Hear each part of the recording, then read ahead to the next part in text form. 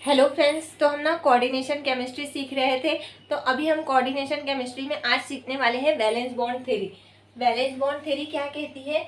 ये हमारे पास में जो मेटल और लिगैंड का कोऑर्डिनेशन कंपाउंड होता है। लिगैंड कैसा होता है हमारा? इलेक्ट्रॉन रिच, और मेटल कैसा होता है? Electron deficient. ये अपने इलेक्ट्रॉन कोऑर्डिनेट बॉन्ड के थ्रू इसको डोनेट करता है, तो क्या फॉर्म होता है हमारा? कोऑर्डिनेशन कंपाउंड फॉर्म होता है।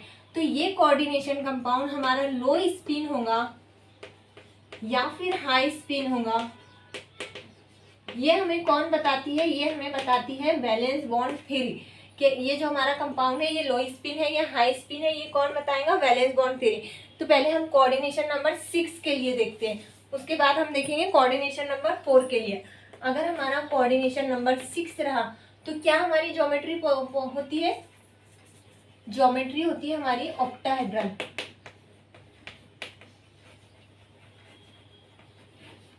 ऑक्टाहेड्रल अगर हमारी ज्योमेट्री है तो हमारे पास ना दो टाइप के हाइब्रिडाइजेशन पॉसिबल है।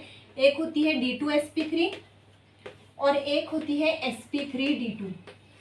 तो जब हमारे इनर डी ऑर्बिटल यूज होंगे, यानी कौन से 3D वाले, तो उस केस में हम बोलेंगे sp3d2sp3 हाइब्रिडाइजेशन है। और जब हमारे बॉन्ड फॉर्मेशन में बाहर वाले डी ऑर्बिटल यूज होंगे तो हम उसको 4D वाले, तो हम उसको बोलेंगे कि sp3d2 हाइब्रिडाइजेशन है ये हमारी। तो अभी देखो, जो हमारे D2sp3 हाइब्रिडाइजेशन वाले कॉम्प्लेक्स होते हैं उनको हम बोलते हैं लो स्पिन कॉम्प्लेक्स। लो स्पिन कॉम्प्लेक्स, इसी को हम बोलते हैं इनर ऑर्बिटल कॉम्प्लेक्स। और जो हमारे sp3d2 हाइब्रिडाइजेशन वाले कॉम्प्लेक्स होते हैं उसको हम बोलते हैं हाई स्पिन कॉम्प्लेक्स। इसी को हम बोलते हैं आउटर ऑर्बिटल कॉम्प्लेक्स। तो कब हमारे आउटर ऑर्बिटल कॉम्प्लेक्स फॉर्म होंगे और कब हमारे inner D orbital complex form होंगे? सपोज ये एक हमारा एग्जांपल है MnCN/6 ट्राइनेगेटिव। इसमें मैग्नीज की ऑक्सीडेशन स्टेट क्या है? देखो, Cn हमारा मोनोनिगेटिव होता है और 6 Cn है हमारे पास, यानी -6 है। x - 6 = -3, x = ये उधर जाने के बाद +6 - 3 +3। मैग्नीज हमारा +3 ऑक्सीडेशन स्टेट में है। मैग्नीज की वैलेंशियल इलेक्ट्रॉनिक कॉन्फ़िगरेशन क्या होती है? 4s2 3d5। अब ना मैग्नीज +3 ऑक्सीडेशन स्टेट में है, यानी 3 इलेक्ट्रॉन इसने लॉस किया। तो अब इलेक्ट्रॉन कहाँ से जाएंगे? पहले 4s से जाएंगे, उसके बाद 3d से जाएंगे। क्यों? क्योंकि 4s की एनर्जी ज़्यादा होती है। ये देखो प्रोटॉन है, ये ऑर्बिटल्स है, तो 3d पहले आता है, 4s बाद में, क्योंकि 4s इसका क्वांटम नंबर ज़्यादा है, 4 है।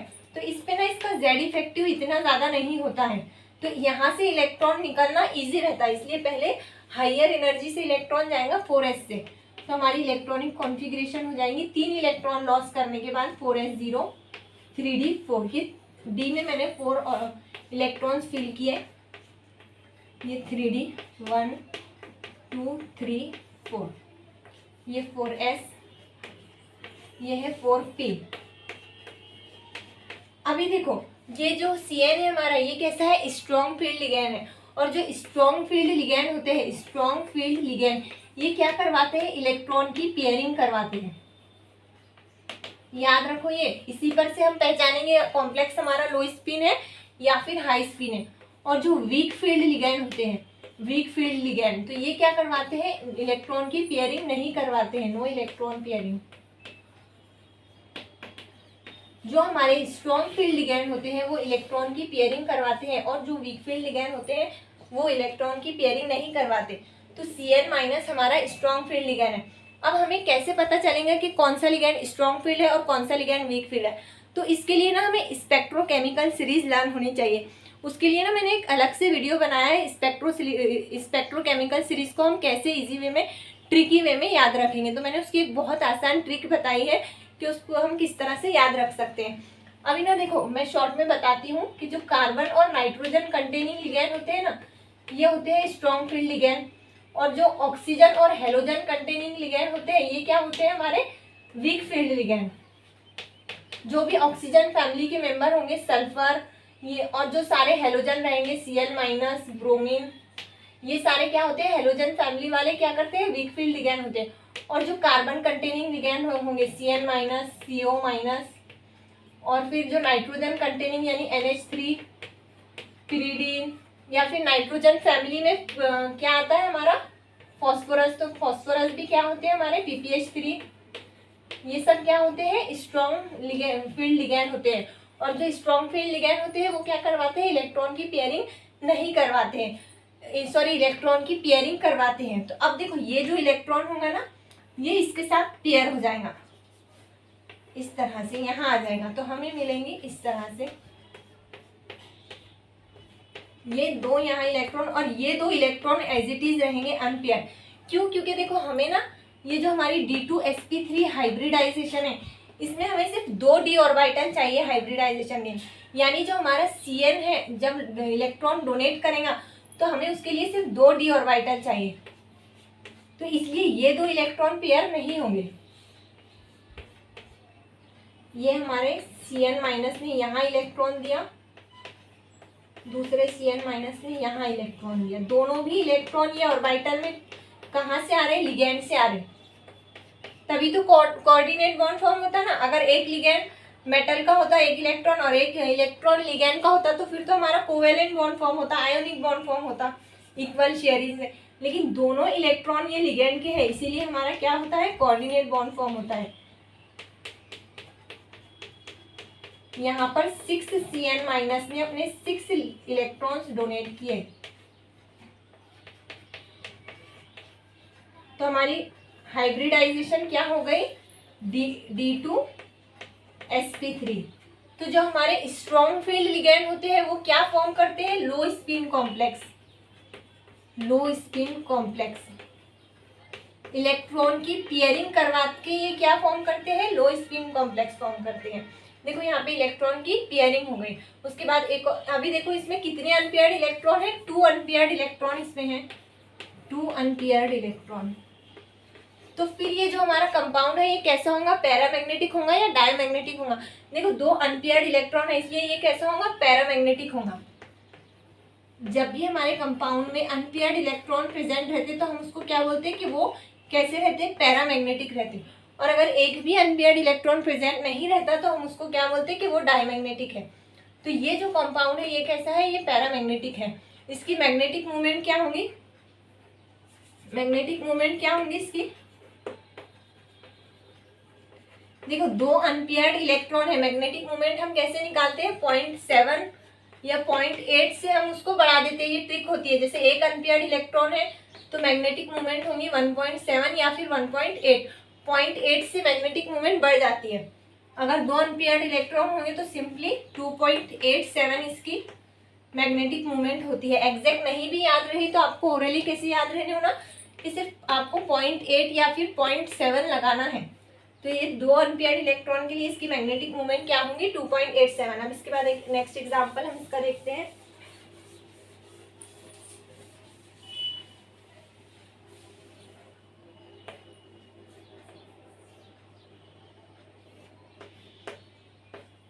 NiH2O/6 डाइपॉजिटिव।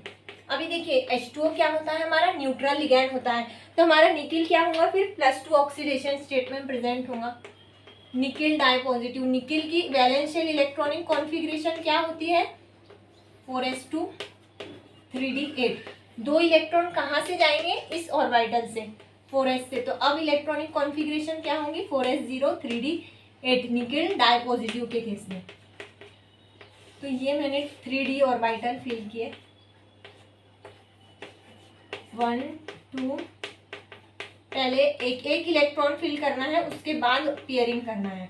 ये 8, यहाँ पे 2 अनपेयर्ड इलेक्ट्रॉन है, ये हमारा 4s और ये हमारा 4p, और इसके बाद होता है हमारा 4d। अभी देखो ये इलेक्ट्रॉन यहाँ पे पेयर नहीं होगा। देखो H2O जो है ना तो वीक फील्ड लिगैंड तो है ही, लेकिन यहाँ पर देखो ये इलेक्ट्रॉन अगर पेयर हुआ भी तो सिर्फ हमें एक ही वैकेंट ऑर्बिटल मिल रहा, लेकिन हमें क्या चाहिए, 2 वैकेंट ऑर्बिटल चाहिए। डी के हमें कितने चाहिए, 2 वैकेंट ऑर्बिटल चाहिए। तो ये यहाँ पर एज इट इज रहेंगे। अब हम हाइब्रिडाइजेशन के लिए ये वाले ऑर्बिटल यूज करेंगे। तो यहाँ पे H2O अपने दोनों इलेक्ट्रॉन यहाँ देगा, एक H2O, ऐसे टोटल 6 H2O अपने 6 ऑर्बिटल्स में इलेक्ट्रॉन देंगे। तो अब हमारी हाइब्रिडाइजेशन क्या होंगी, sp3d2, क्योंकि हमने 4d ऑर्बिटल यूज किया हाइब्रिडाइजेशन के लिए। 3d क्यों यूज नहीं किया, क्योंकि देखो यहाँ पर एक इलेक्ट्रॉन फिर भी हमारा रिमेन एज इट इज रह ही रहा था। ये अगर पेयर भी हो जाता तो सिर्फ एक ही वैकेंट रहता। हमें हाइब्रिडाइजेशन के लिए क्या चाहिए, 2d ऑर्बिटल वैकेंट चाहिए, इसलिए हम क्या यूज करेंगे यहाँ पे, ये 4d वाला यूज करेंगे। तो हमारा इस केस में हाइब्रिडाइजेशन होगा sp3d2, और ये हमारा कॉम्प्लेक्स कैसा हो जाएगा, हाई स्पिन, यानी outer orbital complex, orbital complex. उसके बाद एक नेक्स्ट एग्जांपल हम देखते हैं इसका।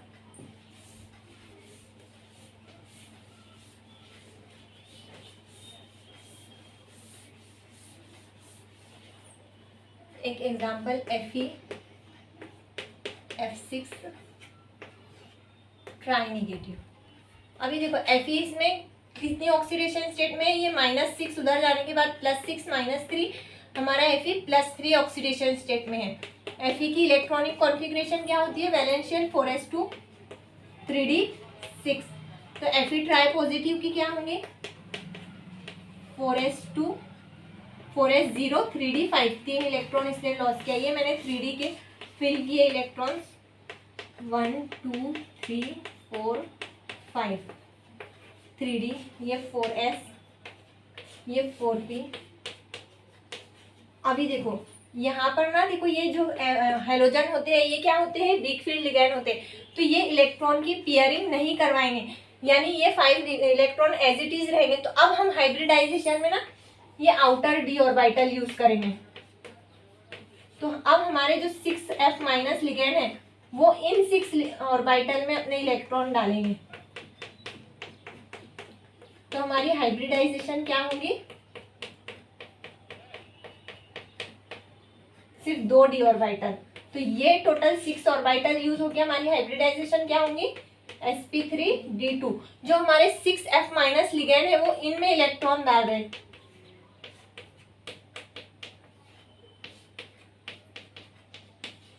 और यहाँ पे एक f- यहाँ पे, यानी 6f- ने हमारे इलेक्ट्रॉन्स दिए इन ऑर्बिटल्स में। तो हाइब्रिडाइजेशन हुई हमारी sp3d2, इसलिए ये क्या होंगे, high spin complex. High spin लो स्पिन कौन डिसाइड करता है, ये नेचर ऑफ लिगैंड। ये देखो ये वीक फील्ड है इसलिए हाई स्पिन कॉम्प्लेक्स फॉर्म हो रहा, हाई स्पिन कॉम्प्लेक्स। उसके बाद एक नेक्स्ट एग्जांपल हम देखते हैं इसका।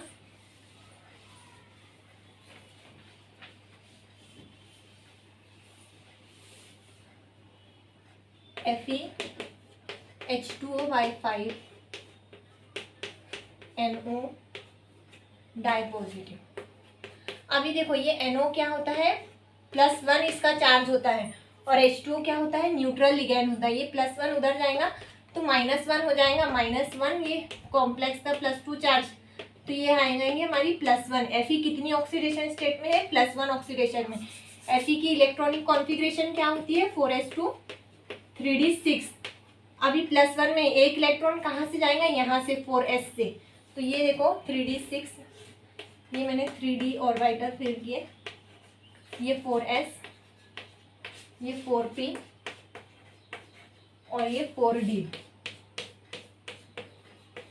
अभी देखो 1 2 3 4 5 6, और एक s में प्रेजेंट है और यहाँ पे p में नहीं। तो यहाँ पे 3d में 6 इलेक्ट्रॉन प्रेजेंट है और एक हमारा 4s में प्रेजेंट है। तो देखो H2O वीक फील्ड लिगैंड होता है, मैंने बताया ना, ऑक्सीजन कंटेनिंग और halogen containing ligand weak field होते हैं, nitrogen containing ligand strong field होते हैं। तो ये 5 H2O है, यानी H2O ज़्यादा क्वांटिटी में है, यानी वीक फील्ड लिगैंड हमारे ज़्यादा है, इसलिए इस कॉम्प्लेक्स में पेयरिंग नहीं होगी। लेकिन एक जो NO हमारा स्ट्रॉन्ग फील्ड है ये क्या करवाता है, पेयरिंग करवाता है। तो ये जो 4s वाला इलेक्ट्रॉन है ये हमारा एक पेयर हो जाएगा, यहाँ आ जाएगा। तो ये यहाँ आ जाएगा, तो हमारे ऐसे मिलेंगे इलेक्ट्रॉनिक कॉन्फ़िगरेशन। ये यहाँ आ गया। ये जो 3 अनपेयर्ड इलेक्ट्रॉन है ये पेयरिंग नहीं करेंगे क्योंकि 5 हमारे पास वीक फील्ड लिगैंड है, और वीक फील्ड लिगैंड क्या करवाते हैं, पेयरिंग नहीं करवाते, सिर्फ ये 4s वाला पेयरिंग करवाएगा, 4p 4d। तो अब हम हाइब्रिडाइजेशन के लिए कौन सा ऑर्बिटल यूज करेंगे, 4d, क्योंकि यहाँ पे पहले से इलेक्ट्रॉन है, जो हमारा लिगैंड है NO और जो H2O लिगैंड है हमारे, तो ये यहाँ इलेक्ट्रॉन नहीं डाल सकते क्योंकि यहाँ पे तो पहले से इलेक्ट्रॉन है ना, इसलिए ये इन वाले ऑर्बिटल्स में इलेक्ट्रॉन डालेंगे, ये 2d ऑर्बिटल। तो हमारी हाइब्रिडाइजेशन क्या होंगी, sp3d2। कैसा कॉम्प्लेक्स होगा ये हमारा, हाई स्पिन कॉम्प्लेक्स होगा, high spin outer orbital complex. अभी इसमें कितने अनपेयर्ड इलेक्ट्रॉन है, देखो इसमें 3 अनपेयर्ड इलेक्ट्रॉन है। कितने अनपेयर्ड इलेक्ट्रॉन है, 3 अनपेयर्ड इलेक्ट्रॉन। तो ये जो 3 अनपेयर्ड इलेक्ट्रॉन है, तो ये क्या होगा, हमारा जो कॉम्प्लेक्स है ये हो जाएगा हमारा पैरामैग्नेटिक। अनपेयर्ड इलेक्ट्रॉन अगर हमारे कंपाउंड में प्रेजेंट रहे तो वो कंपाउंड कैसे होते हैं, वो होते हैं पैरामैग्नेटिक। और अगर एक भी अनपेयर्ड इलेक्ट्रॉन नहीं होता तो हम क्या बोलते हैं, डायमैग्नेटिक। मैग्नेटिक मोमेंट इसकी क्या होंगी, 3 अनपेयर्ड इलेक्ट्रॉन है, 0.7 से बढ़ा दो या फिर 0.8 से बढ़ा दो, तो इसकी मैग्नेटिक मोमेंट क्या होंगी, 3.7 इसकी मैग्नेटिक मोमेंट होंगी। Mu is equal to 3.7 Bohr magneton. Magnetic moment क्या होंगी इसकी, 3.7। तो इस तरह से हम पहचानते हैं कि हमारा कॉम्प्लेक्स लो स्पिन होगा या फिर हाई स्पिन होगा। इसके लिए हमें क्या पता होना चाहिए, ये लिगैंड का नेचर। और ये लिगैंड का नेचर हम कैसे निकालेंगे कि लो स्पिन है कि हाई स्पिन, तो ये हम निकालते हैं स्पेक्ट्रोकेमिकल सीरीज से। अब उसके बाद एक और एग्जांपल हम देखते हैं, PtCO H2O/6 डाइपॉजिटिव। कोबाल्ट देखो ये तो न्यूट्रल लिगैंड है, ये कोबाल्ट हमारा कितनी ऑक्सीडेशन स्टेट में होगा, +2 ऑक्सीडेशन स्टेट में। कोबाल्ट की वैलेंस शेल इलेक्ट्रॉनिक कॉन्फ़िगरेशन होती है 4s2 3d7। 2 इलेक्ट्रॉन यहाँ से गए यानी ये हो जाएगा 4s0 3d7 3d 4s 4p 4d 7 electron fill करने हैं डी में, 6 7। तो अभी देखो ये 7 इलेक्ट्रॉन मैंने फिल किए। ये वाटर क्या होता है, वीक फील्ड लिगैंड होता है, पेयरिंग इलेक्ट्रॉन की नहीं करवाता है। तो ये इलेक्ट्रॉन की पेयरिंग नहीं करवाएंगे और हमारी हाइब्रिडाइजेशन क्या, हमें कौन से ऑर्बिटल यूज होंगे, ये वाले। तो हमारी हाइब्रिडाइजेशन क्या होंगी, sp3d2, यानी ये हमारा कॉम्प्लेक्स कैसा होगा, हाई स्पिन। High spin. कितने अनपेयर्ड इलेक्ट्रॉन है इसमें, 3 अनपेयर्ड इलेक्ट्रॉन है, 3 अनपेयर्ड इलेक्ट्रॉन। तो इसकी मैग्नेटिक मोमेंट क्या हो जाएंगी, 3.7 बोर मैग्नेटॉन। और नेचर इसका कैसा होगा, पैरामैग्नेटिक। तो आपको पूछ सकता है कि ये कॉम्प्लेक्स पैरामैग्नेटिक है या फिर डायमैग्नेटिक है। कैसे निकालेंगे हम, वैलेंस बॉन्ड थ्योरी से। वैलेंस बॉन्ड थ्योरी हमें क्या बताती है कि इसमें कितने अनपेयर्ड इलेक्ट्रॉन है, यानी ये डायमैग्नेटिक है या फिर पैरामैग्नेटिक है, और इसके बाद ये लो स्पिन है या हाई स्पिन है, ये सब हमें कौन बताता है, वैलेंस बॉन्ड थ्योरी। आपको पूछ सकता है कि बताओ ये कॉम्प्लेक्स डायमैग्नेटिक है या पैरामैग्नेटिक है, बताओ इसके अंदर कितने अनपेयर्ड इलेक्ट्रॉन है, तो उसके लिए हमें वैलेंस बॉन्ड थ्योरी का यूज, उसके लिए हमें क्या यूज करना पड़ेगा, वैलेंस बॉन्ड थ्योरी। उसके बाद एक नेक्स्ट एग्जांपल देखते हैं हम, COCN/6 डाइपॉजिटिव। इसको ना स्टार मार्क करके रखो, अच्छा एग्जांपल है, बहुत इंपॉर्टेंट है। देखो CO +2 ऑक्सीडेशन स्टेट में है, यानी 4s0 3d7। तो ये मैंने 3d में 7 इलेक्ट्रॉन्स फिल किए, 1 2 3 4 5 6 7। ये 4s, ये 4p और ये 4d 4p और ये 4n। अब देखो CN स्ट्रॉन्ग फील्ड लिगैंड है, इलेक्ट्रॉन की पेयरिंग करवाता है। ये इलेक्ट्रॉन यहाँ पेयर हो गया,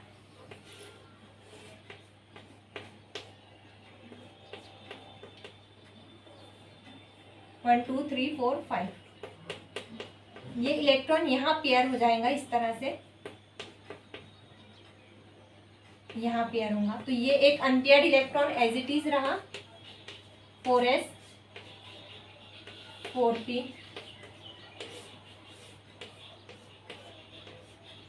और ये क्या हो गया हमारा 4d।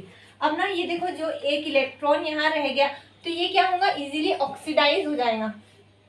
यानी ये जो है यहाँ पे है हमारा 5s, ये इस वाले s ऑर्बिटल में जंप कर जाएगा, ये वाला इलेक्ट्रॉन इस वाले s ऑर्बिटल में जंप कर जाएंगे और हमारे पास 2d के ऑर्बिटल वैकेंट हो जाएंगे, ये यहाँ जंप कर जाएगा।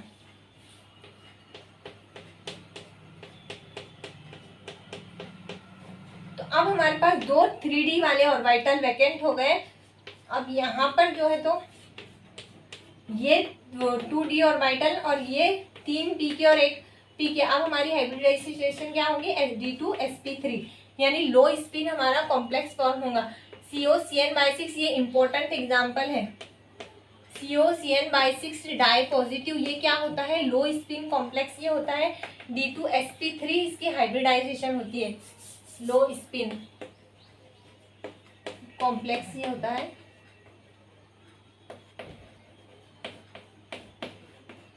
उसके बाद ना एक एग्जांपल अब देखेंगे हम PtCl6 का। PtCl6 die negative. तो अभी ना देखो ये निकेल सीरीज का मेंबर होता है, ये नहीं पढ़ोगे पीटोगे धासु, इस तरह से हम याद रखते हैं निकेल फैमिली, निकेल सीरीज को नहीं पढ़ोगे पीटोगे धासु, ये इसके ट्रिक होते हैं। तो ये निकेल सीरीज में आता है, ये 3d 4d, इसमें ना 5d होता है। तो 5d orbital valence electronic configuration क्या होती है निकेल की, 4s2 3d 8। तो इसकी क्या होंगी फिर, इसकी 6s2 5d8 ये -6 होंगे, उधर जाने के बाद +6 -2 यानी +4 ऑक्सीडेशन स्टेट में ये प्रेजेंट है। तो 2 इलेक्ट्रॉन s से जाएंगे और 2 इलेक्ट्रॉन हमारे d से जाएंगे, यानी 5d6 हो जाएंगे हमारी electronic configuration platinum tetra positive के लिए। तो अब देखो ये 0 हो जाएगा। मैं इलेक्ट्रॉन को फिल करती हूँ, ये 5d, ये 6x और ये 6p और फिर ये 6d। तो अभी ना इसमें कितने हैं, 5d में 6 इलेक्ट्रॉन है, 1 2 3 4 5 6। अब देखो ये जो Cl है ये कैसा है, ये वीक फील्ड लिगैंड है। तो वीक फील्ड लिगैंड जनरली क्या करते हैं, पेयरिंग नहीं करवाते हैं। तो अब ये इलेक्ट्रॉन्स ने तो पेयर नहीं करने होना, लेकिन यहाँ पर पेयरिंग होंगी। क्यों, क्योंकि देखो ये जो प्लेटिनम है ना, ये नहीं पढ़ोगे पीटोगे धासु, तो ये ना 5d सीरीज का मेंबर है। और जो हमारी स्पेक्ट्रोकेमिकल सीरीज होती है वो सिर्फ 3d के लिए एप्लीकेबल होती है। यानी जो हमारे 4d और 5d मेटल होंगे इनमें ये ना नेचर पे डिपेंड करेंगे ही नहीं। लिगेंड चाहे स्ट्रॉन्ग फील्ड हो चाहे वीक फील्ड लिगेंड हो हमारा, ये हमेशा लो स्पिन कॉम्प्लेक्स फॉर्म करते हैं, हमेशा ही लो स्पिन कॉम्प्लेक्स फॉर्म करेंगे। जो हमारे हाई स्पिन और लो स्पिन कॉम्प्लेक्स होते हैं ना, ये सिर्फ 3d वाले में होते हैं, 3d के सीरीज में। जो 4d और 5d के मेटल होते हैं ये हमेशा लो स्पिन कॉम्प्लेक्स, इसके साथ में जो सारे लिगेंड रहेंगे वो सब एक्ट करेंगे as a strong field ligand. ये यहाँ पे कैसे एक्ट करेंगे, है तो ये वीक फील्ड लेकिन मेटल हमारा 5d सीरीज का है, इसलिए ये एक्ट करेंगे as a strong field ligand. क्यों, क्योंकि देखो जैसे ही हम ग्रुप में नीचे मूव करते हैं, तो पीरियड में नीचे मूव करते हैं ना, तो हमारी साइज एटम की इंक्रीज होते चल जाती है।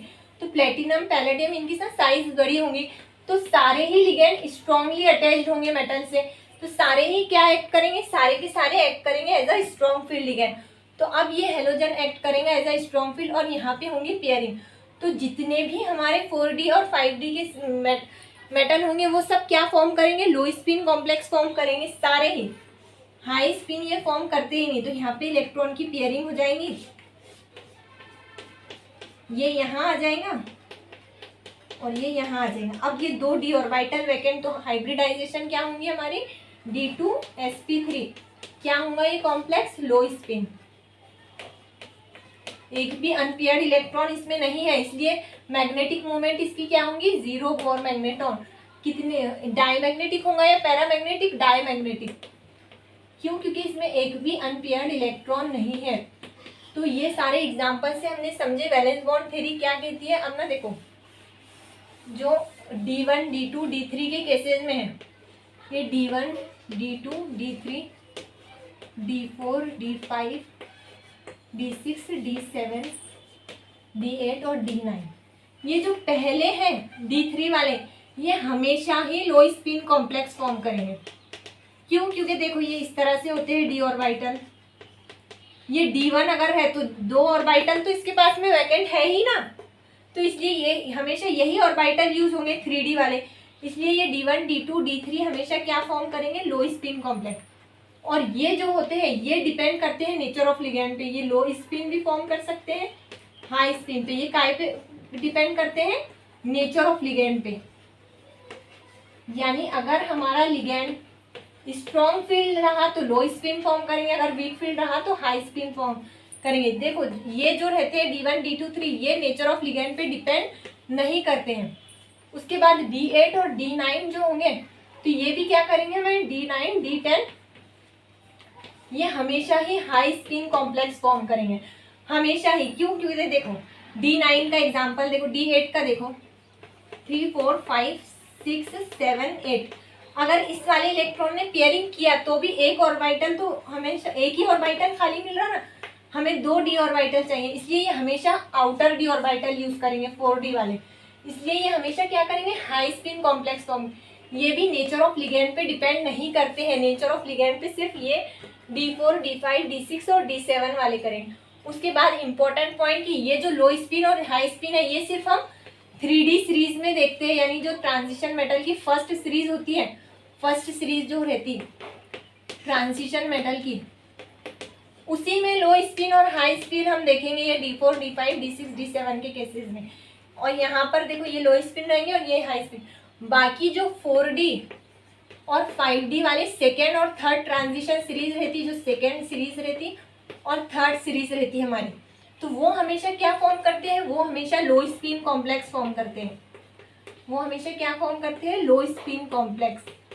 क्यों, क्योंकि उसमें नहीं है कि मेटल की साइज बढ़ जाती है, अब सारे ही लिगेंड स्ट्रांगली अट्रैक्ट करेंगे लिगेंड से, जो है तो मेटल से स्ट्रांगली अटैच रहेंगे। यानी सभी लिगेंड स्ट्रॉन्ग फील्ड लिगेंड की तरह एक्ट करेंगे, चाहे हेलोजन हो चाहे कोई दूसरा वीक फील्ड लिगेंड हो, H2O भी हो, ये क्या है वीक फील्ड है, ये सभी क्या एक्ट करेंगे, स्ट्रॉन्ग फील्ड लिगेंड, जब हमारा मेटल 4D और 5D सीरीज में रहेगा। ये जो स्पेक्ट्रोकेमिकल सीरीज होती है, स्पेक्ट्रोकेमिकल सीरीज क्या बताती है, nature of ligand, low spin है, वीक फील्ड है या फिर हाई वीक फील्ड है या फिर स्ट्रॉन्ग फील्ड लिगेंड है। तो ये जो स्पेक्ट्रोकेमिकल सीरीज होती है, ये सिर्फ फर्स्ट सीरीज के लिए अप्लीकेबल होती है। ट्रांजिशन मेटल की फर्स्ट सीरीज, स्कैंडियम टिटेनियम वाली फर्स्ट सीरीज के लिए अप्लीकेबल होती है, क्योंकि बाकी सेकेंड और थर्ड सीरीज में तो सारे ही स्ट्रॉन्ग फील्ड रहेंगे, तो फिर स्पेक्ट्रोकेमिकल सीरीज का वहाँ पे कोई रोल ही नहीं है, क्योंकि ये तो हमें वीक फील्ड और स्ट्रॉन्ग फील्ड बताती है ना। तो अब जब सारे ही स्ट्रॉन्ग फील्ड एक्ट करेंगे तो हमें स्पेक्ट्रोकेमिकल सीरीज के देखने की नीड ही नहीं रहेगी। कब जब हमारा मेटल सेकेंड और थर्ड सीरीज का रहेगा। तो ये हमने पूरा वैलेंस बॉन्ड थ्योरी देखे आज। बाकी नेक्स्ट क्लास में हम कोऑर्डिनेशन नंबर 4 के लिए देखेंगे। Thank you.